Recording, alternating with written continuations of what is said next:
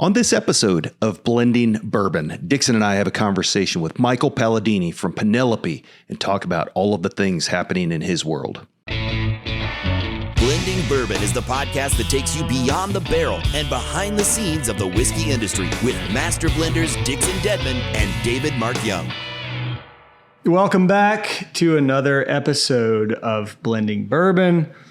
I am Dixon Deadman of 2XO Whiskey, joined by my very good friend, the founder of the Omaha Milli Vanilli fan club, as well as the master blender and owner of Golden Chief, a man with 3 names, and it should be 5 or 6, David Mark Young. How are you today, David? Girl, you know it's true. I love you. I'm fantastic, Dixon. How are you? I'm good. I should also mention, as always, our producer is here to keep things straight. Myerden, who is our version of a drunk chick in the back of an Uber trying to tell the driver where to go. But we also have a very special guest. Yeah, drum roll. Drum roll. You do the intro. No, you do the intro. No. This is. I can't. You've been so excited about it. You're like a kid on Christmas morning right now. I am. And I've been drinking this all day long in honor of our special guest. This is. But I want to hear your creative intro. This is a special guest. No. I save those for you. I really like Mike. I don't want to. Hi, everybody. I'm Mike Paladini from Penelope Bourbon. Damn it. You stole my thunder. Yeah. Welcome back, Michael. Yeah. Second time. This is the first time we've had a guest on a repeat.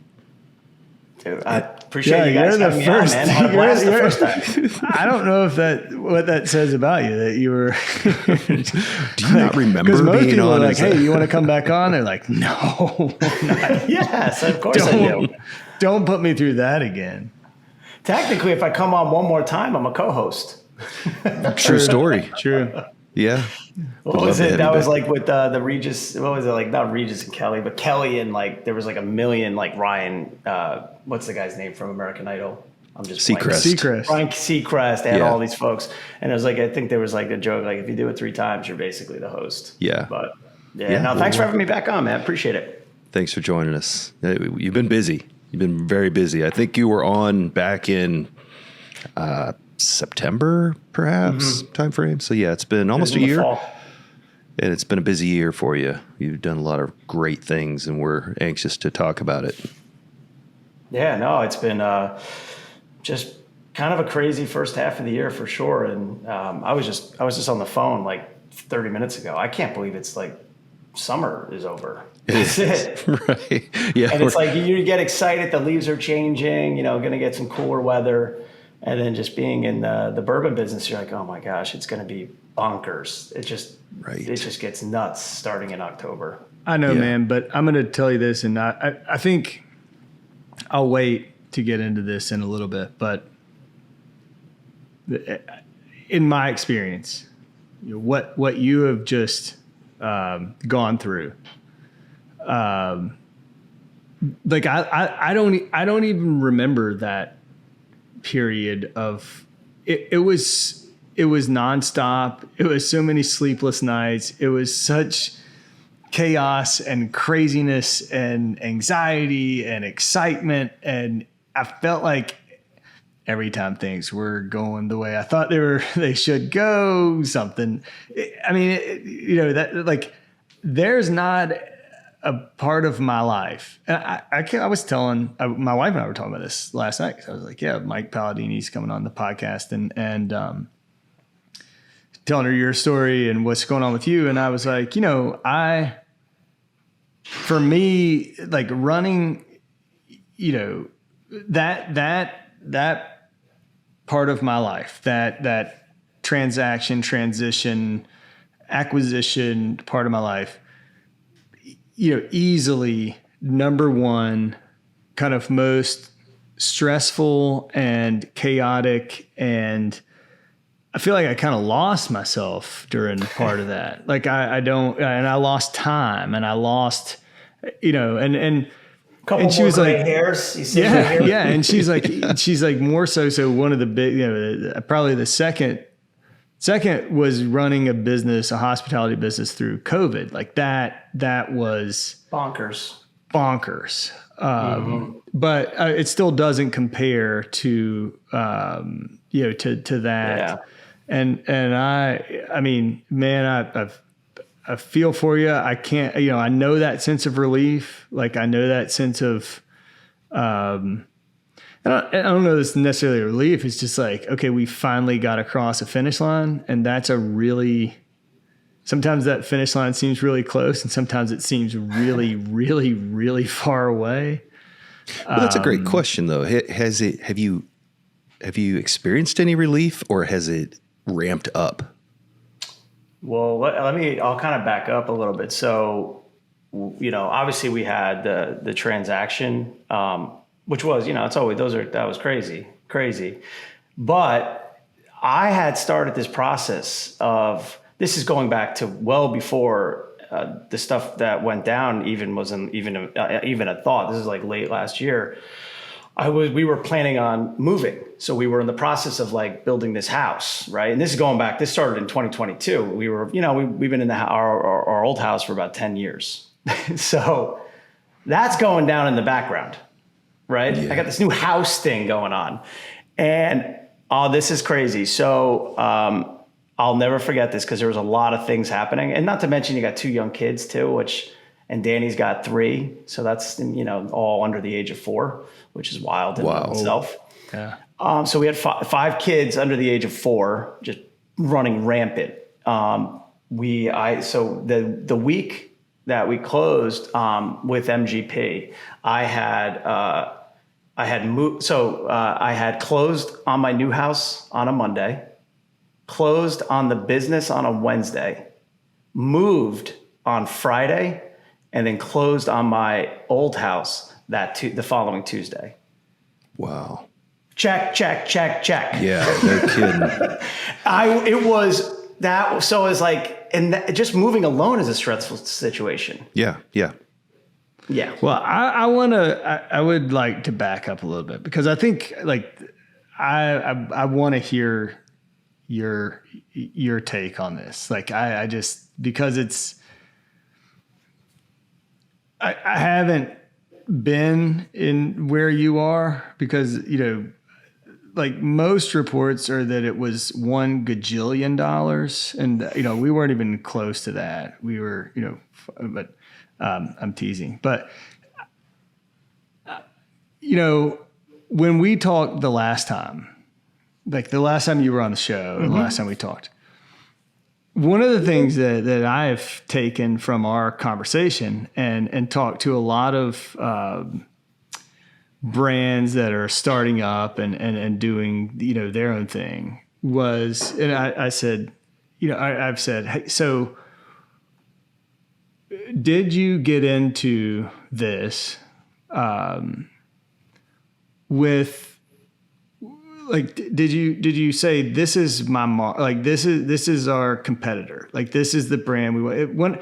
And correct me if I'm wrong. I may be completely wrong, both because I drink too much and because I have selective hearing, both of which my wife will attest to. But I remember the conversation about with your 4 grain and 80 proof, and you thought, hey, we could take the Basil Hayden drinker and show them something that was a little more elaborate, it had a little more mouthfeel, it had a little more complexity, it had something, and so I was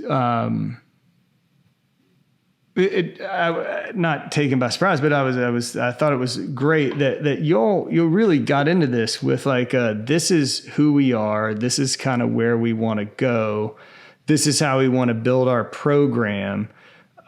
This is the type of consumer we're targeting. This is the palate we're targeting, or whatever. And I say that because when we started Kentucky Owl, it was just like, oh, this will be fun. We have zero plan. Like, I think this, this is what I think's missing in the space. I think this would be cool. And what are you going to do in 5 years? Hell, I don't know. I don't know what we're doing next month. I don't even know what I'm doing tomorrow. Yeah, and y'all seem to have a better, you knew where you were going. You knew what you were doing, and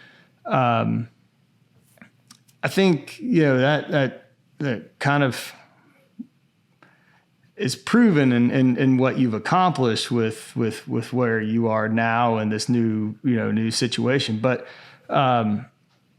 was this kind of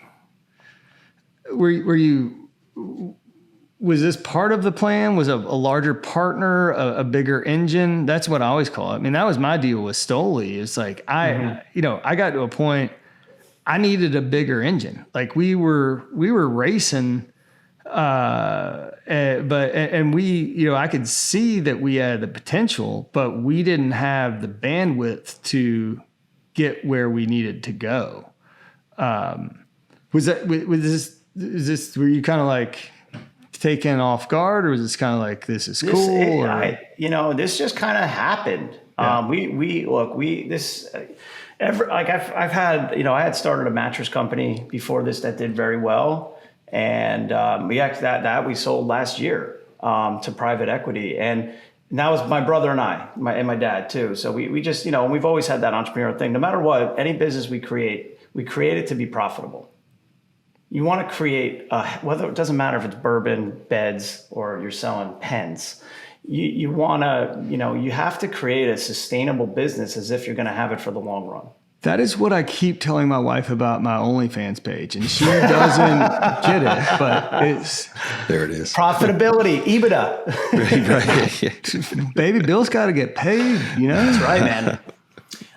So I think we ran a healthy business. We didn't overspend. We in this industry, and I see it with how much you guys put into everything you're doing. I mean, you got to get out there. You just have to roll up your sleeves and do it, and you do it like you do it yourself, right? And that's the beauty. That's what I fell in love with about this industry. Is it's like very tangible. You can work your ass off, and you will see real results. Period. At the end, right? If you don't, you're probably. Maybe you got You're doing something cool wrong. Yes, for sure. The chances of having something that's really cool that sticks, but you don't have to put a lot of effort into it, is like 0.0000001%.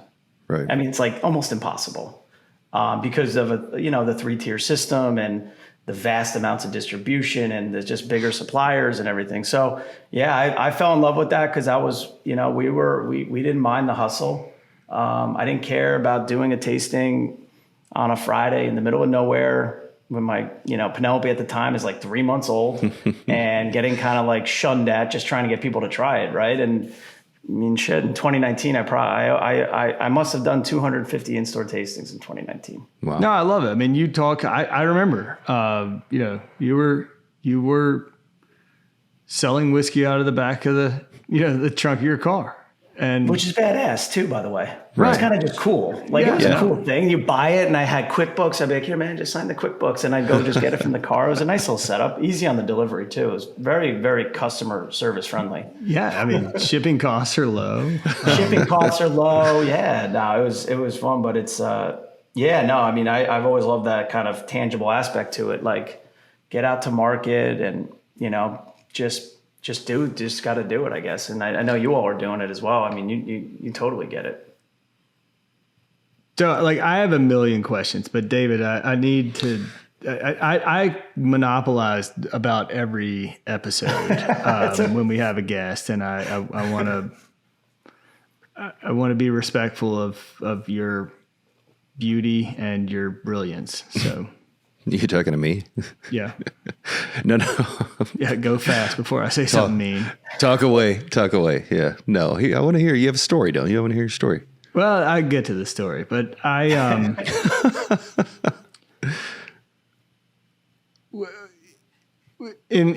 so for me,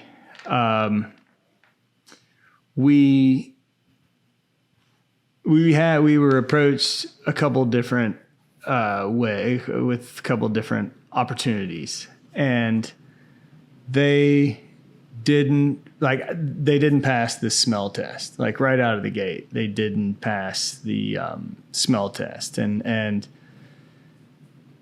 you know, I was not interested in leaving. I was interested in a partner that would help me take it to where I thought it could go. And I guess, I mean, you with your relationship with MGP, like this is a home run for you, right? I mean, it's like, you just partnered with the greatest support team of all time for your brand and concept, right? I mean, it's just, yeah. I mean, we knew it was like I said, I mean, we've worked with them. I mean, every product we've put out has been MGP. We've had a good relationship with them, and when we really started to get to meet them, we knew right away it was just a perfect fit with the Luxco team and out of St. Louis. I mean, and you know what's crazy? You don't really like, and Dixon, I know you know this too, is like you sign the deal, it's done, and then you're like you get this little sense of relief, but then you got to start integration. Yeah. So there's no slowing down. Like it just only actually, I think it even ramps up even more. And you know, going through an integration is pretty hardcore, man. I mean, it's adjustments on all sides, and there's just lots of things changing, and it's all for the better. It's like we're trying to figure out how we can really, you know, make this thing go as big as it can possibly go. And man, just going through that with those folks just only reiterated why this was they're such a great partner for us. And I mean, we've gotten very, very close with them. I mean, like they're awesome folks, and we're very lucky. Oh man, what's the biggest change? Cool. They are great. The Lux family, like they are awesome. Yeah. Like, yeah. There's a couple derbies I don't remember because of them. Yeah. It was funny because they're, you know, the whole team, I mean, it was a family run business before the merger with MGP, which is what we were. And, you know, when you go to St. Louis and you see that, you could feel that culture. And we knew right away. And that's what we were. I mean, we were a family run business. It was our friends, like all, like a close knit of us. And that was a very, like from a cultural perspective, although we were obviously much, much, much smaller, you kind of have that similar, I don't know, it's like a similar ethos about you, I guess is a good way to put it. For sure. I mean, what's the biggest change, Michael, for Penelope that'll be, I mean, externally, is there anything that's going to change product wise? Yeah. Yeah, well, I hope product changes in a good way. Well, I mean, no. There's a lot of good changes. The one of my favorite changes, these are like kind of just like check that off the box, is Danny and I running around doing compliance and registration. That kind of was like a payback. Like, oh my God, did you price post in Connecticut? By the way, we did all of our own compliance. We didn't outsource that. We actually had, down the line, we got a great consultant that was helping with us out of Kentucky. They're fantastic. They were great. We love Charlie and Sarah and them at Kashar. They were awesome. Yeah. Like we started work, but before that, we were Dixon. You know who they are? Yeah. Great folks. I mean, just an awesome group that did help us towards the end. But for many years, it was like just remembering to price post. I mean, we're up in the Northeast. It's probably one of the more heavily regulated areas in terms of like New Jersey, Connecticut. Mass, not so much, but New York's crazy with the rules and regulations. You change the proof, it's a new registration. I mean, so we got a PhD in liquor compliance, that's for sure. But that was a heavy lift, especially for all the different batches we were putting out. That was crazy. So they have a whole support operational team that really helps with that. I know Danny on the supply chain side. Sourcing barrels kind of sucks. Like that's like always a tricky, slippery slope. I was going to say, I mean, the biggest change for them, the biggest change for me was the opportunity. I mean, access to liquid. I mean, it's a game changer. it's different, but it's the same. And you have access to, I'm sure, much different opportunities to take that liquid and do something amazing with it. I mean, before we did our deal, it was like, we're calling in every favor to get a few of these, get 20 of those, get 30 of those. And at that time, it wasn't as big a deal when we started. But then when you got Angel's Envy that entered the market and some of these other brands that entered the market, it was like our checkbook don't play in this game. Yeah. You feel like you're writing checks in crayons next to them. Yeah. I mean, it's like we're getting scraps. It's like that Fisher Price cash register. It's like, but no, I know, man. Like here's a great example is, we've always dabbled. I mean, our sweet spot. I mean, our 4-grain, roughly usually wrote around 3 year was our 80 proof. Eventually that's going to get up to an all 4 year.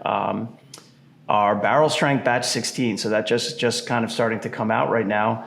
We're using, Kentucky wheat now with the blend, which is exciting. We have, Tokai was a LTO that we did, right? It was a 6-year, rye. And, now it's a 10-year rye that's coming out early next year. We just announced, our annual private select, which is, Danny did a blend of 9 and 10-year-old barrels.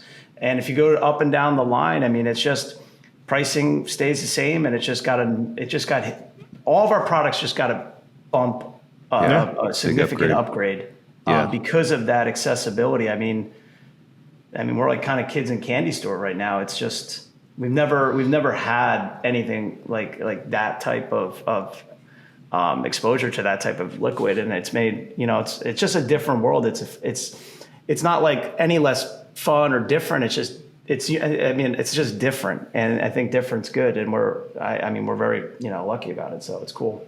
Yeah. I remember, so maybe you have a story like this. Like we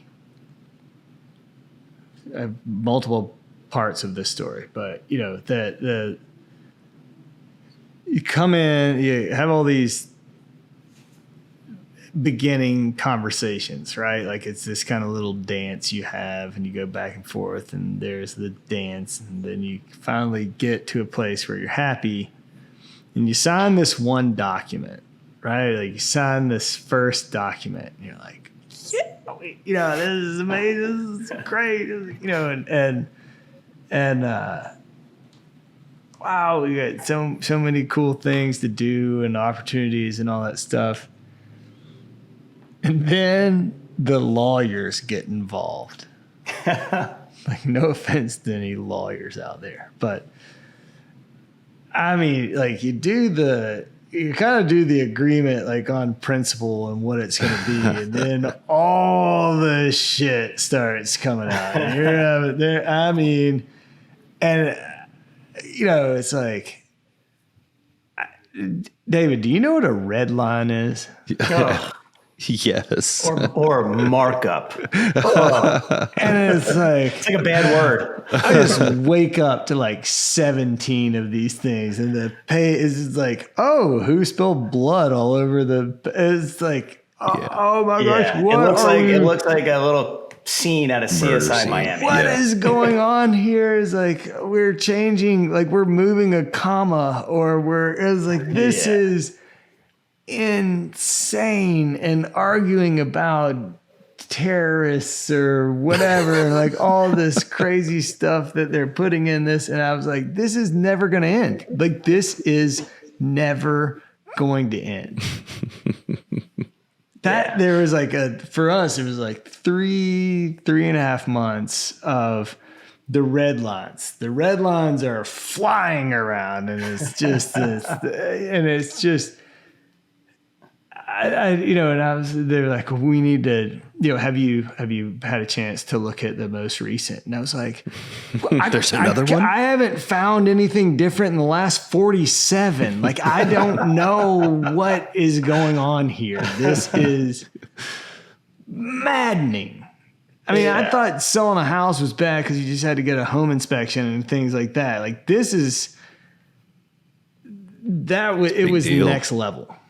Yeah, it's a big deal. It's bonkers, man. It's just everything about it is just like you said earlier, man. It's like exciting, stressful, sleepless nights. But yeah, honestly, that's just like a big blur. Like a lot of it too. It was total blur. I couldn't even say there's no particular instance. Just but you look back on it and it's just glad it's over and we're kind of ahead of forging our kind of a new path for us. And we always looked at this really as phase 2, man. This is phase 2 of Penelope's journey. Right. And yeah, it's to get it to where we want to get it. This is the perfect partner. And like I remember standing in like pacing. I can't talk on the phone and stand still or sit still. I just pace. Yeah, I'm like that. I was in my basement for like 3 months, like 10 o'clock at night, on the phone with my attorney who was representing me, just wearing a hole in the carpet. and I'm drinking like steps a day. I'm just like, cause drinking. I've got, at that point in my life, I had a pregnant wife, a 2-year-old and a 4.5-year-old upstairs. And I'm this is like, in my mind, I'm like, you know what? This is the right thing for me. This is the right thing for my brand. And if I get hit by a bus tomorrow, my wife and my children, the most important things in my world are taken care of. And but I was just I would just be on the phone and he was just like, well, we need to talk about this. We need to talk about this. So it's just like, gosh, Matt, like seriously, Matt, like this has to. When does this my end? Carpet is literally going to light on fire. And he's like, I don't know. My shoes are He's like, melted. it just depends on. And he's like, this is all. He's like, I'm pretty sure that there are some other attorneys involved here who are just trying to rack up billable hours. Yeah. And I was like, okay, fine. What do we have to pay them to just shut up and make this thing happen? Like, So I do have a question. Go ahead. Sorry. No. So I do have a question. Did you get a new carpet though, real quick? Yeah. Yeah, no. I mean, that thing disintegrated. It was in like 9 pieces by the time we got done with it. Can you go back to the moment when the conversation started, when someone approached you, or how did that? That's what this podcast is about, right? It's behind the scenes, kind of peel back the layers. But like, you're going along, your business as usual, whatever it was like at that point in time, and then did somebody approach you? Did you propose an idea to Luxco? How did that go down? It honestly just kind of came up. Like it wasn't really something that was, we were starting to look at options. Sure. But we had a great partner with Truist Bank. From an ABL perspective, and we were in a really good spot. I mean, like I said, is that a Joe Good shout out? Joe Good's a good man. Is that a Joe Good shout out? Joe Good. Joe Good.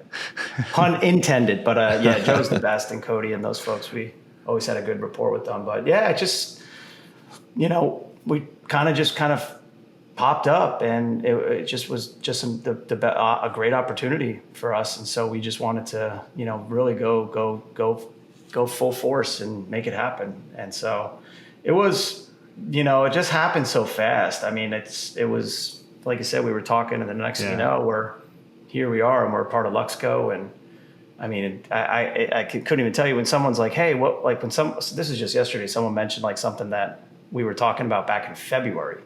And February feels like 1986. Right. Like that's how, like, I'm not even kidding you. Like this year has just been, it's a crazy year. I mean, it's like 2 different years, So yeah, no, it was a quick, just in terms of timing, it just, we were fortunate to be able to get it done pretty quickly.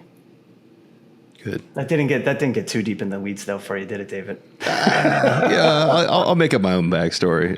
No. It was drinks late one night. You're down in the Keys, and no, I'm just kidding. But I think like for us, some of the things that I always felt that were important for us as a brand were, I always said, my big thing was we're coming out of New Jersey. It's not necessarily like a powerhouse of bourbon, right? At all. Actually, not even remotely. Nothing, actually nil. So our motto was like, you have to be different no matter what. Right. Like from everything we did for a long time, we were like, whatever everyone else is doing, literally like this was our strategy. Whatever everyone else is doing, just do the total polar opposite. No BS at all. Polar freaking opposite. And we did that. We were pretty strong on that. Like even things like some of the sponsorships or some of the activations we were doing were just completely off, not even something you'd see. And, that's the only way you could stand out in a really competitive marketplace for folks. We didn't have any experience. We didn't have that kind of any credentials to give us give a consumer any sort of good feeling about why they should purchase it. Right. Like especially, but if the liquid was good and you can get people to try it, then that was another story. But, we kind of took a little bit from Sean and the Pinhook narrative. Right. Like, I saw what they were doing and I was like, damn, that was good. Like, the whole Castle and Key partnership out of the gate, we were able to, I cold emailed Marianne and she just introduced me to Castle and Key, and, having Castle and Key as like being able to put that on our website, and this is back in 2019, gave us a little bit of credibility. That was the idea, was like, go there, we're bottling there, we're learning there, we're trying to absorb as much as we can. We were okay if we didn't know what we were doing, but we're transparent about it, and we're here to, make mistakes and hopefully get better at what we're doing. And, little things like that along the way, I think definitely helped quite a bit. Yeah. There's part of what you said I want to come back to, but I want to ask you if you had a story like this. This is my story. So we get past all the lawyer stuff, and like it's done, like it's a done deal.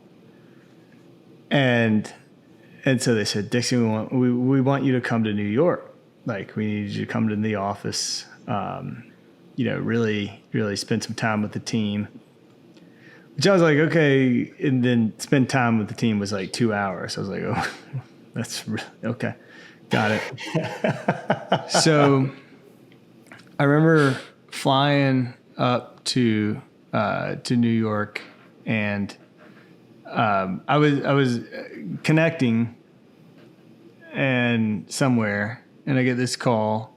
And the lady's like, hey, can you please check your email real fast? I was like, I'm boarding a plane. She's like, no, just check your email because we want you to look at the press release and make sure that you're good with it.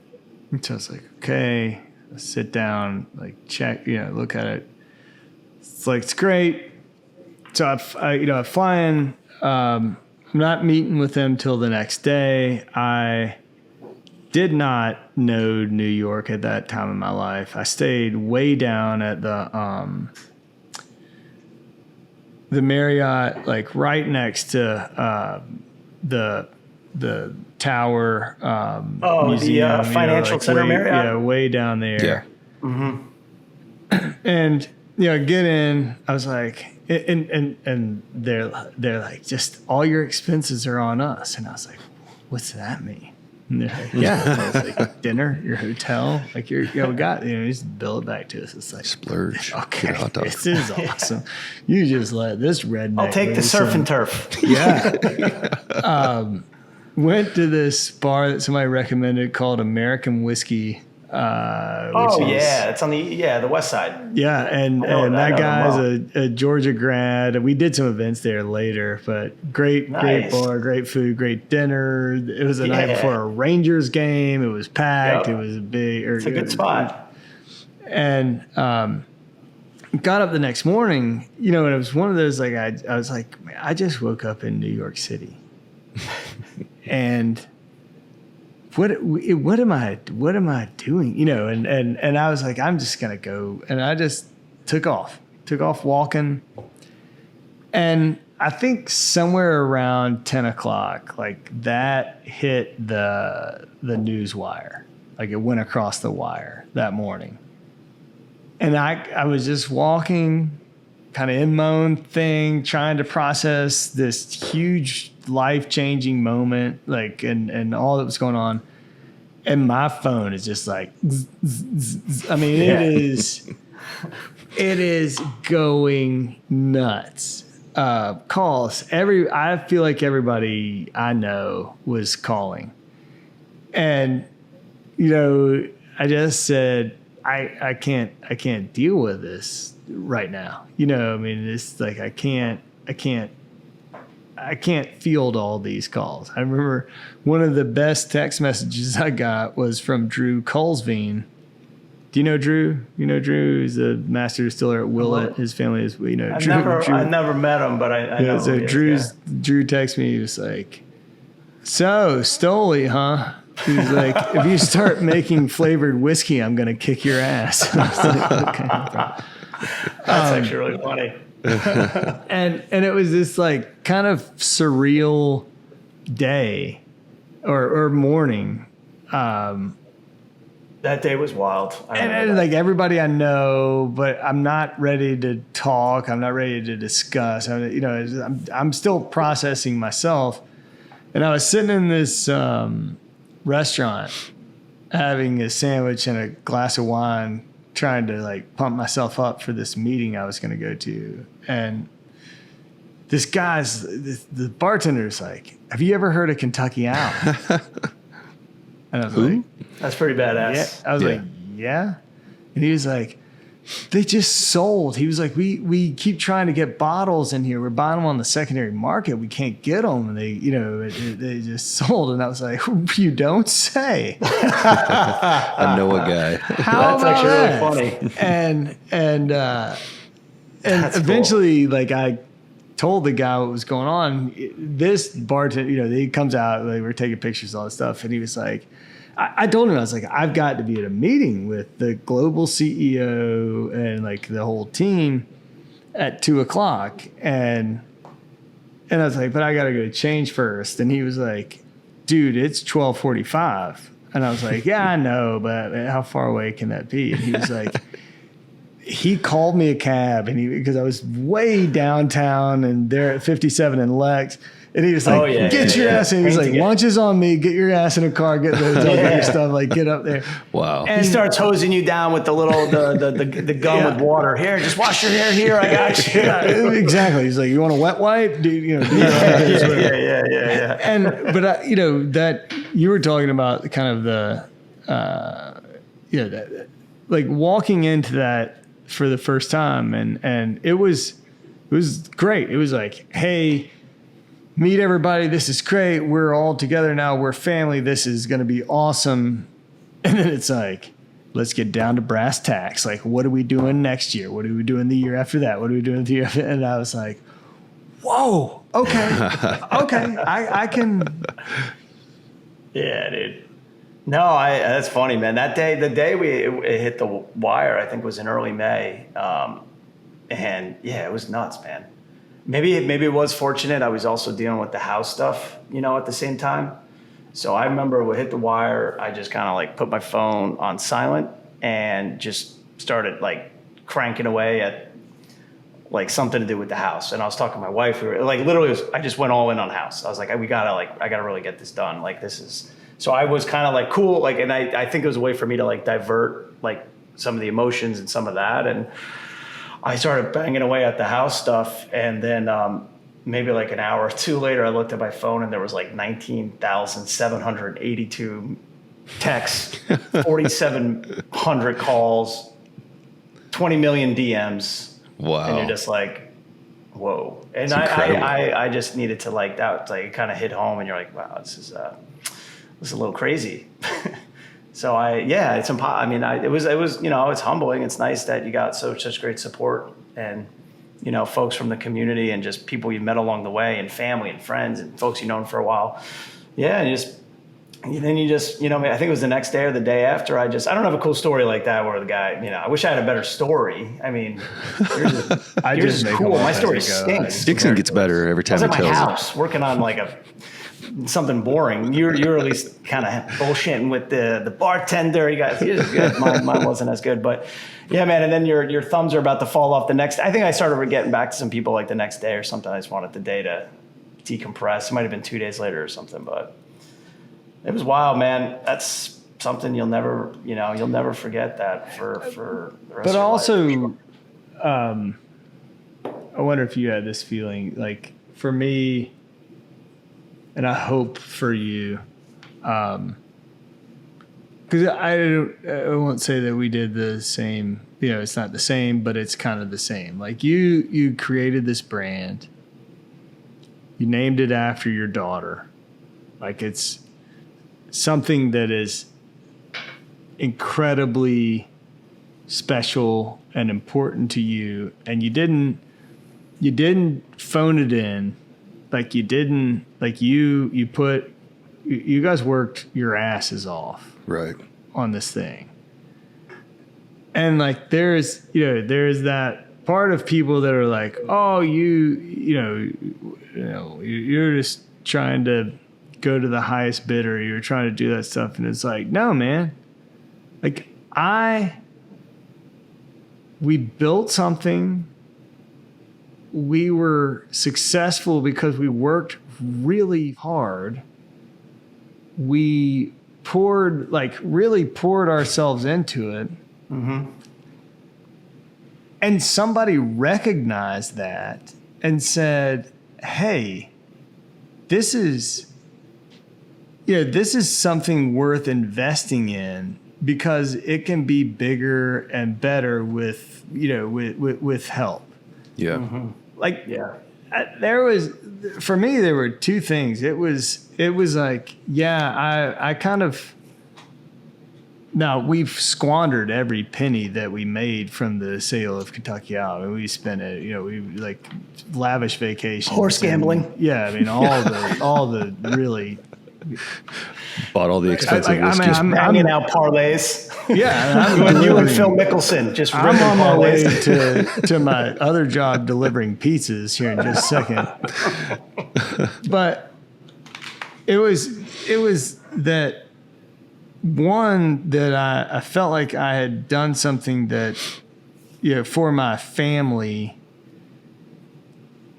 That, I mean, that's what you want to do, right? Provide for your family. Like I had built something. And then secondly, that we had built something that somebody thought was worthy of investment and to get behind and to try to grow larger. Like those are, I mean, if you can check both those boxes with something you build, that's pretty awesome, right? Yeah, and I mean, it'd be interesting too. Like, I feel like, I mean, there might have been other, but I mean, from just my knowledge, I mean, you guys created a go-to-market strategy.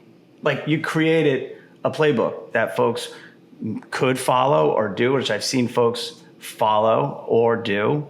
And I think that's also cool too. Like there's now, and I don't know, I'm just kind of thinking about this as you were talking. I'm like, look, man, you can go back and whether it's whiskey, maybe whiskey is even better to look at, but like you go back and look at all the whiskeys and the acquisition, it's like, man, what was their go-to-market? Like, what did they do differently? And it's like, it's kind of cool. Like, but you guys in particular with Kentucky Out, man, that was, but we didn't like, we didn't great, but it was, whether it was it just was great marketing.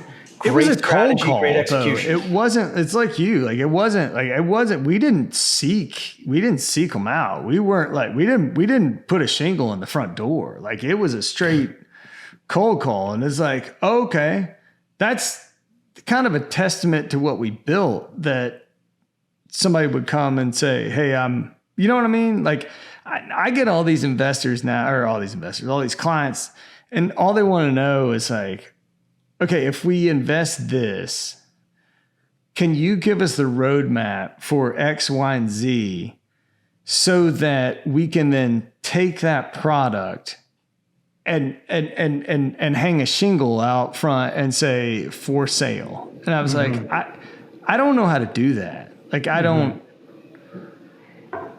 you know what I mean? Like I don't know how to do that. Like all I know how to do is try to build something that's mine, and you know, and we're just trying to build something on basic fundamental business practices. Like, is it profitable? Yes, it's can we make a little money?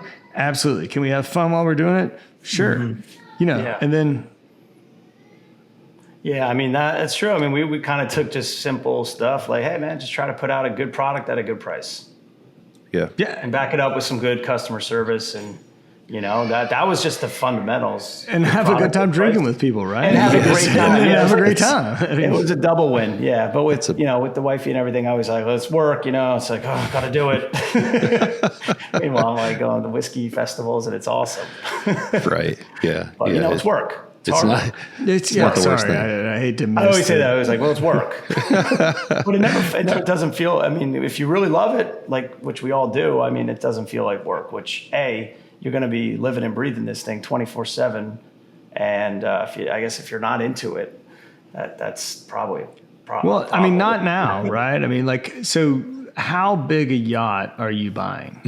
Like how big is the yacht? Not as big as yours. I have a John boat now.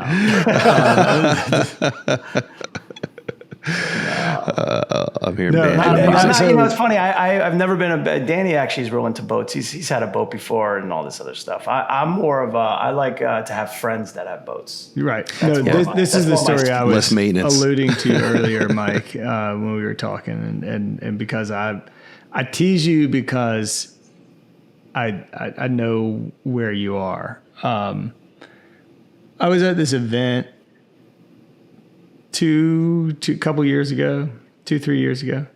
No.